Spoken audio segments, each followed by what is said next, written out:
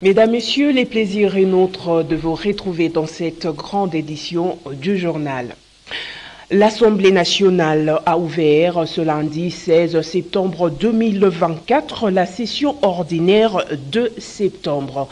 Une session essentiellement budgétaire au cours de laquelle les députés et sénateurs vont examiner la loi de finances. Ainsi, dans son discours, son président Vital Kamerhe a promis d'intensifier le contrôle parlementaire. Aussi annonce-t-il que l'Assemblée nationale va solliciter l'expertise de la Cour de comptes et de l'Inspection générale des finances dans ses travaux de contrôle financier. Suivez. Dans son discours d'ouverture de la session budgétaire du Parlement, le président de l'Assemblée nationale, Vital Kamerhe, a notamment évoqué l'insécurité de la partie est du pays avec, dit-il, plus de 10 millions de morts. Du nord au sud, de l'est à l'ouest, notre peuple attend de nous, ses représentants, de prendre des mesures de ces préoccupations qui sont aujourd'hui au-delà du quotidien, la restauration de sa fierté et de sa dignité, qui passe par le retour de la paix et à la totale souveraineté du sol de nos ancêtres. Soyons donc attentifs à ce moment et prenons les bonnes décisions qui vont favoriser l'intime besoin du Congolais.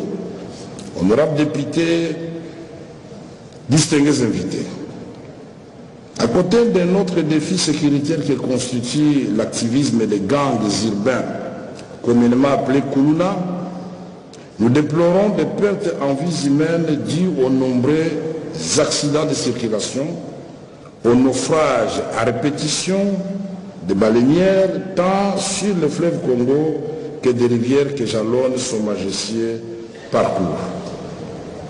Toutes ces situations soulignent l'urgence d'agir pour prévenir ces accidents, notamment par la relance des activités ferroviaires, la Kistre fluviale, des unités de l'ex-Onatra et de la SNCC. En outre, notre pays est frappé de plein fouet par l'épidémie de monkeypox, dont l'accélération est particulièrement inquiétante avec plus de 700 décès sur plus de 21 000 cas enregistrés jusque-là. Nous avons espoir que les mesures prises par le gouvernement, sous l'impulsion de son Excellence Monsieur le Président de la République, chef de l'État, et l'appui des partenaires bi- et multilatéraux permettront d'atténuer la propagation de cette maladie. Nous lançons un appel solennel à notre population à respecter les mesures annoncées par le gouvernement de la République à cet effet. Quant à l'Assemblée nationale, l'autorité budgétaire, elle va apporter son appui au gouvernement dans les efforts d'éradication de cette maladie en dégageant des fonds nécessaires pour le secteur de la santé en général et la gestion de ces épidémies en particulier. Restons toujours dans le même chapitre. Invité à l'ouverture de cette session de septembre au Parlement, le président de l'Assemblée nationale de la Côte d'Ivoire, Adama Bictogo, a dans son discours appelé les parlementaires congolais à porter l'espérance du peuple congolais par la force de leurs propositions. Aussi a-t-il indiqué que la République démocratique du Congo en paix est une Afrique plus forte, plus résiliente. Regardez. Il me plaît de saisir l'excellente occasion que m'offre cette tribune pour m'acquitter d'un agréable devoir, celui de transmettre les salutations de son Excellence M. Alassane Ouattara, président de la République de Côte d'Ivoire, à son frère, son Excellence M. Félix Tshisekedi, président de la République démocratique du Congo. Honorables députés, notre présence ici, aujourd'hui, témoigne des liens forts et historiques qui unissent nos deux nations.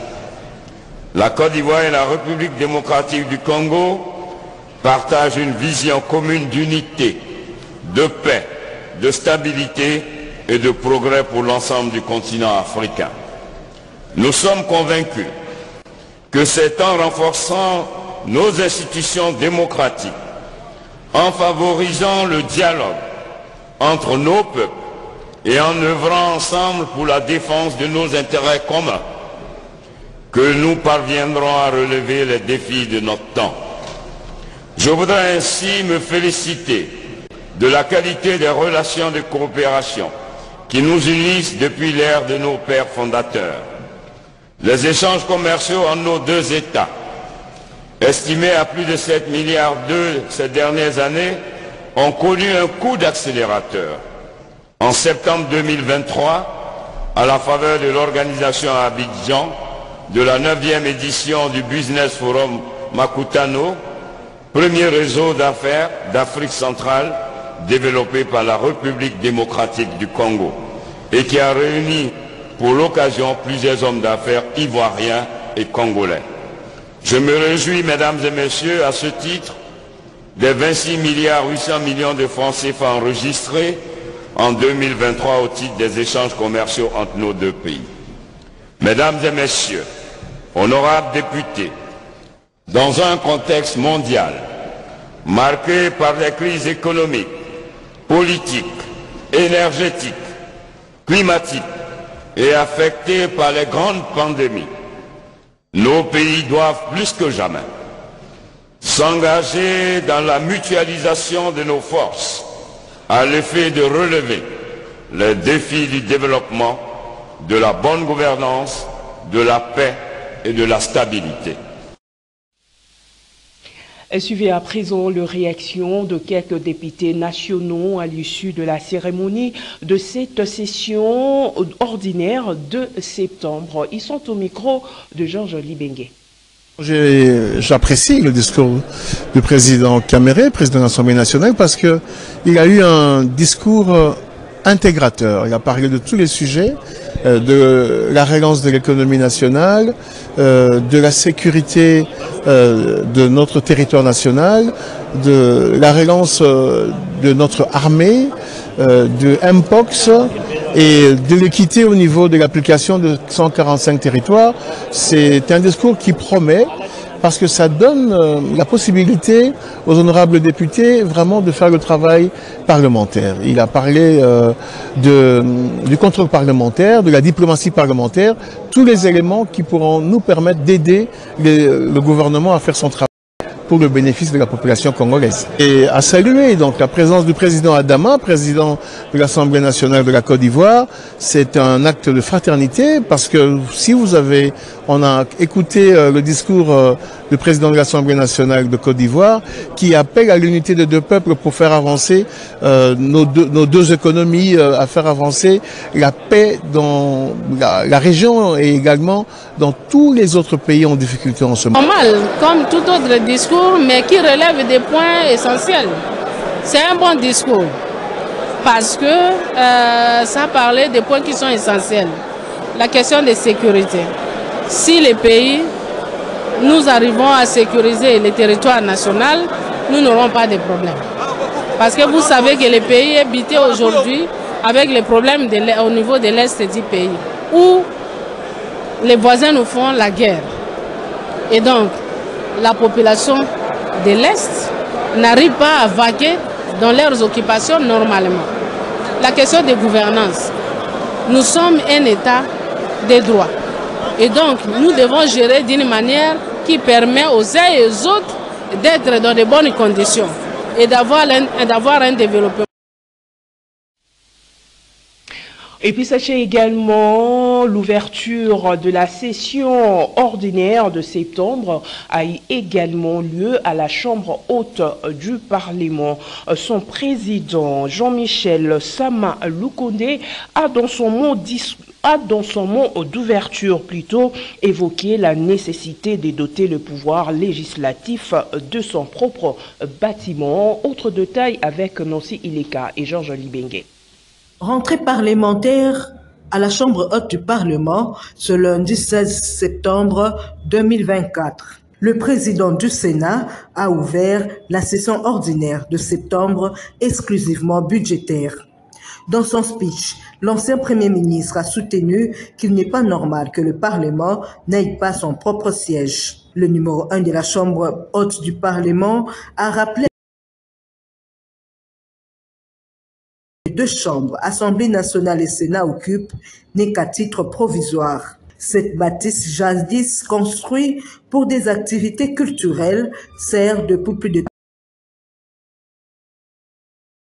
appel du président du Sénat de doter cette institution d'un Parlement digne de ce nom.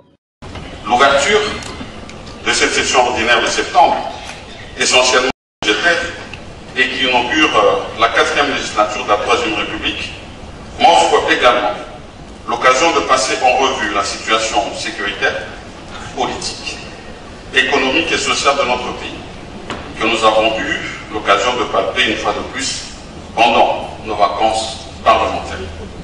Dans ce cadre, avant toute chose, je tiens à saluer la mémoire de toutes les victimes tombées sur la barbarie du Rwanda et ses supplétifs du M23 et de l'AFC, ainsi que sous les affres terroristes ADF, à l'est du pays, d'une part, et de toutes les autres victimes tombées du fait de l'insécurité de toute forme sur l'ensemble du territoire national, d'autre part. S'agissant de l'objet de cette session, le président du Sénat a exhorté le gouvernement à prendre des mesures clés pour renforcer l'économie du pays. Il a notamment insisté sur la nécessité de mobiliser davantage des recettes internes, de lutter contre l'incivisme fiscal et de stabiliser le taux de change du franc congolais face au dollar américain. Et quelques sénateurs présents à cette cérémonie d'ouverture de la session de septembre, ce lundi 16 septembre 2024, n'ont pas manqué de s'exprimer au micro de Nancy Ileka et Georges Libengue. C'est la rentrée parlementaire pour la session de septembre à décembre. Et cette rentrée parlementaire est vraiment spéciale puisque c'est la première fois depuis les élections de décembre 2023 que toutes les institutions sont en place, c'est-à-dire le gouvernement, les deux chambres du Parlement. Et comme on dit en lingala, maintenant c'est le moment où le travail va commencer. Vous savez bien, le président de la République, son Excellence M. Félix Antoine Tshisekedi, a dit que le peuple a besoin de résultats.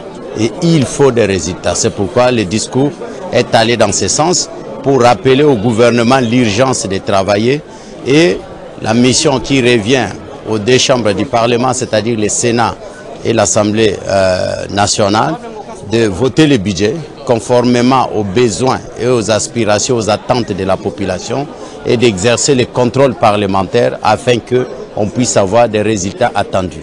Il faut savoir que c'est le temps des réformes, c'est le temps des actions. Le peuple attend des réformes et des actions et des résultats. Et puis, quelques heures avant l'ouverture de la session de septembre, la première ministre Judith Suminwa Tuluka a déposé au bureau de l'Assemblée nationale le projet de loi de finances exercice 2025 validé en Conseil de ministres. Le projet de budget 2025 est chiffré à 49 milliards de francs congolais, soit environ 17,739 milliards de dollars américains équilibrés en recettes et en dépenses. Gisèle Etoko. Ce jour, je viens de déposer 3 documents importants. Il s'agit du projet de loi de reddition de comptes pour 2023. Nous avons aussi déposé un projet de loi de finances rectificative pour l'exercice 2024. Le troisième document qu'on a déposé, comme vous l'avez dit, c'est le projet de loi de finances pour l'exercice 2025. Ce projet de loi, aujourd'hui, il est à hauteur de 49 847 milliards de francs congolais et ça nous donne une augmentation de 21% par rapport à la loi des finances 2024, la loi initiale telle qu'elle existe encore actuellement avant la rectification. Et essentiellement, nous avons tenu compte de l'évolution d'un point de vue économique tenant compte des chocs externes qui nous impactent à travers la guerre en Ukraine, la guerre au Moyen-Orient, mais aussi au niveau des chocs internes, avec notamment la guerre à l'Est, injustement imposée. Mais il a fallu aussi tenir compte d'un certain nombre de réformes qui vont nous permettre de continuer à stabiliser le franc congolais et probablement à terme, on l'espère, aller vers une baisse du taux de change pour améliorer le pouvoir d'achat des ménages congolais. Il était important aussi de mettre un accent sur les investissements. Et donc on a une augmentation au niveau des investissements de plus ou moins 14%, ainsi qu'une augmentation des ressources allouées à l'agriculture, 13% pour l'agriculture.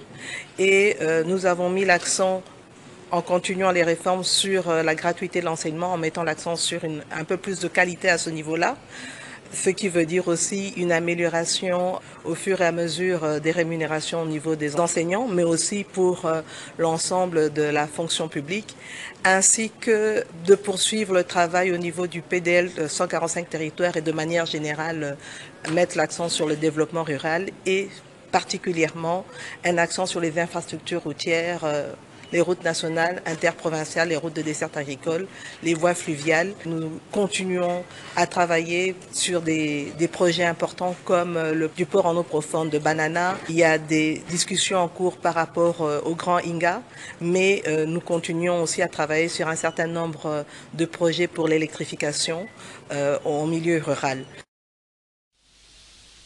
Le chef de l'État, Félix-Antoine Tshisekedi Tshilombo, a visité ce lundi 16 septembre 2024 l'école Kamina dans la commune de Kalamou et celle du camp Tchachi dans la commune de Ngalema.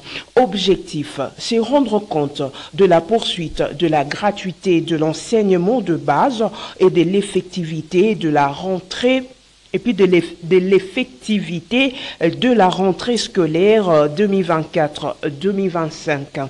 En effet, à l'école primaire Kamina EP1 et 2 Yolo Nord, premier établissement officiel de la République démocratique du Congo, construit en 1945, le président Tshisekedi a partagé une petite leçon de citoyenneté avec quelques élèves avant de relever quelques-uns de leurs défis. Et à l'école Tchachi, qui dispose des bâtiments réhabilités dans le cadre du projet de 100 jours, le chef de l'État a tenu à rassurer les parents militaires de son engagement à garantir l'éducation de leurs enfants.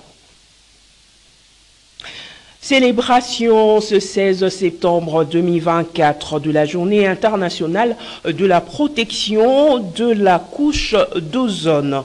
Suivez à ce sujet le message de la ministre d'État en charge de l'environnement, Eve Bazaïba Massoudi, dans cet extrait choisi par Doudou Montiré.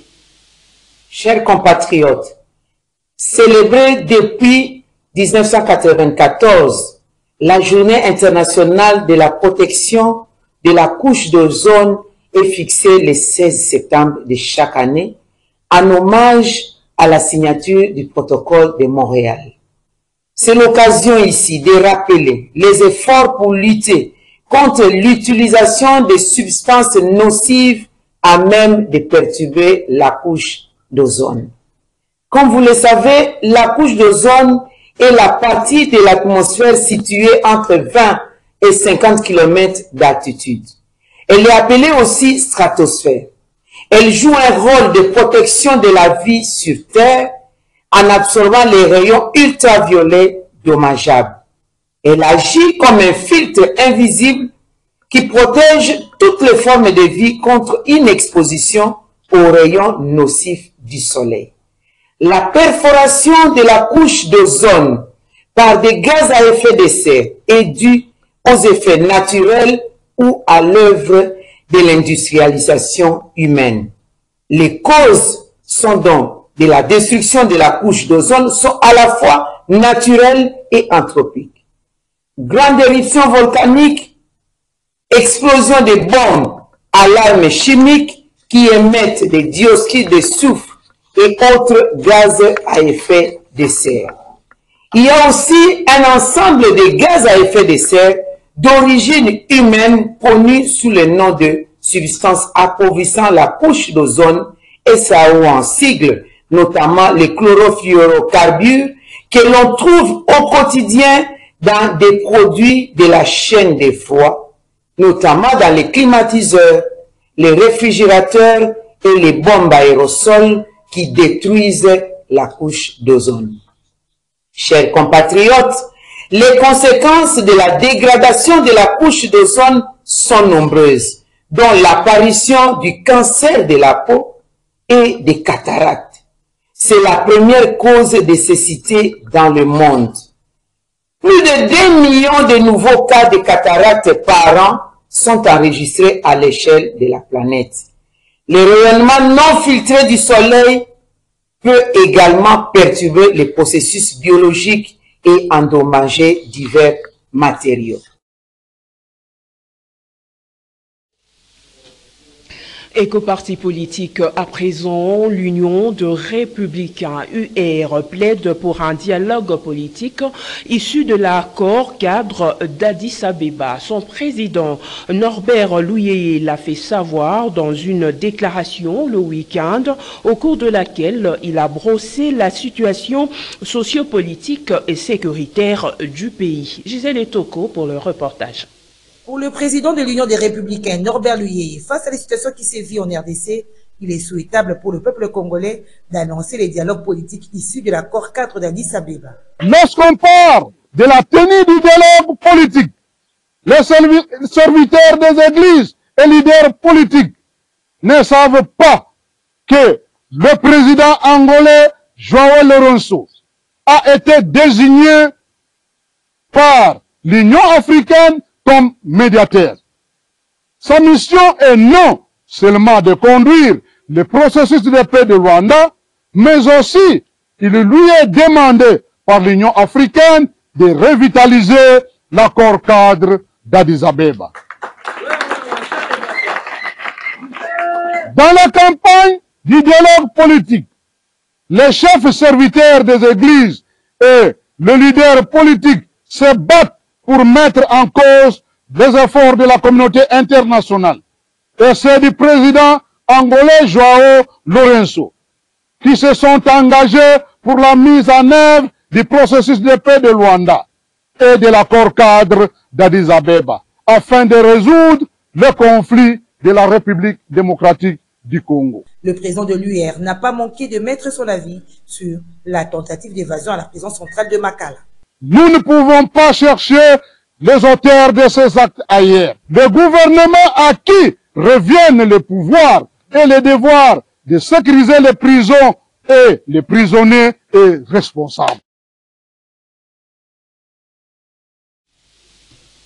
Deux réactions après l'arrestation de David Baraka, commissaire politique de l'Alliance de Fleuve Congo AFC par les autorités ougandaises. Maître Achille Kapanga, ancien maire de Beni et notable du Nord Kivu, estime que c'est une façon pour l'Ouganda de démontrer sa coopération dans la lutte contre l'insécurité dans la partie Est avant d'appeler à dénicher et juger les ennemis cachés dans ces pays voisins. Il est au micro de notre correspondant sur place, Joël Kamabou.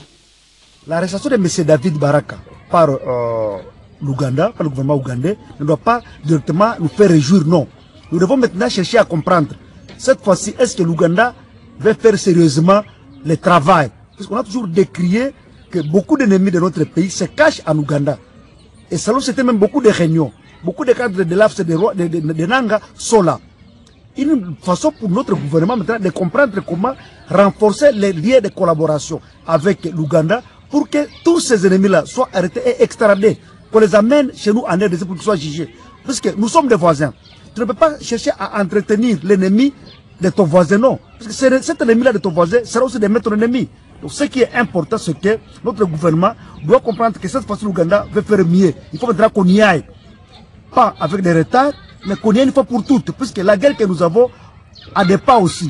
Que si au lieu de décourager M. Nanga en arrêtant ces hommes. Puisque la guerre État politique, il faut aussi mettre beaucoup de politique. Donc, l'Ouganda a bien fait, même si ça ne doit pas nous réjouir suffisamment, d'autant plus que ce n'est pas seulement Baraka, il y a beaucoup qui se cachent là-bas, qu'on déniche tous les ennemis et qu'on les arrête, et au besoin qu'ils soient amenés en RDC, extradés pour être jugés dans notre pays.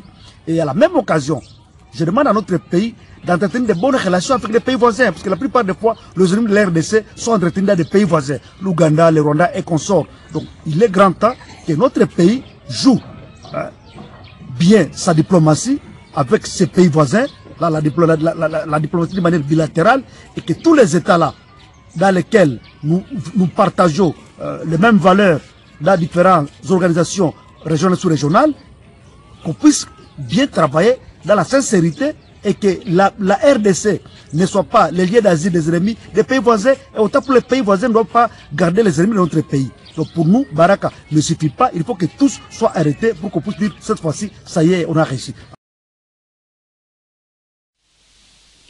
Au moins 3 morts, plusieurs disparus et des rescapés ont été signalés suite à un naufrage survenu ce lundi 16 septembre 2024 sur la rivière Kwango, près du village Pont Kwango. L'embarcation partie du village Tembo s'est heurtée contre le pont Kwango. Regardez.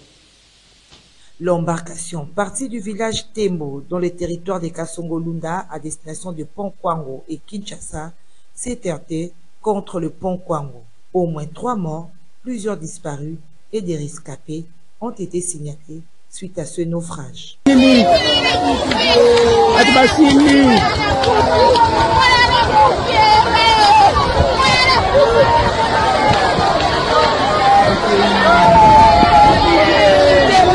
Près de 150 personnes s'est trouvées à bord de l'embarcation naufragée. Moins de la moitié a pu être sauvée et les rescapés sont en cours d'identification, comme les démontrent ces images.